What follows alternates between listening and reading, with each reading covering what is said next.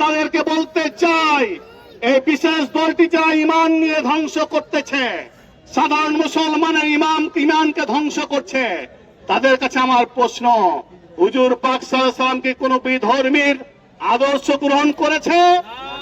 তাহলে এই পিয়ার পদ্ধতি আছে নেপালে, এই পিয়ার পদ্ধতি আছে ইসরায়েলে। আজকে এই ইসরায়েল গোটা বিশ্বকে অসুস্থতল করে ফেলেছে। এই ইসরায়েল পিয়ার পদ্ধতির মাধ্যমে নেতানিয়াহু একটা ছোট্ট দলের একটা প্রধানমন্ত্রী হয়েছে, এবং নেতানিয়াহু যুদ্ধ থামাতে চাইলেও ওই সব ছোট ছোট দল যুদ্ধ থামাতে চায় না। নেপালের অবস্থা দেখেছেন, প্রতি বছরই প্রধানমন্ত্রী চেঞ্জ হয়। তারা কি চায়? যেন বাংলাদেশ এরকম একটি অরাজকতা সৃষ্টি হয়, বাংলাদেশে যেন রাজনৈতিক স্থিতিশীলতা না আসে, এই কারণে পায়তারা করছে।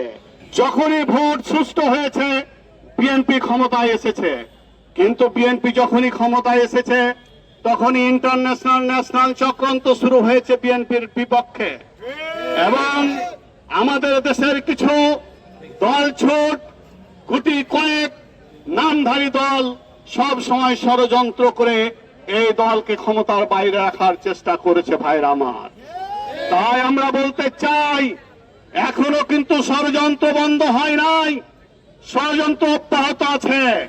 তাই আজকে দেখেছেন শেখ হাসিনা 16টি বছর ভোট চুরি করে, ষড়যন্ত্র করে, কনস্পিরেসি করে, দিনের ভোট রাতে দিয়ে 16টি বছর ক্ষমতা আঁকড়ে ছিল।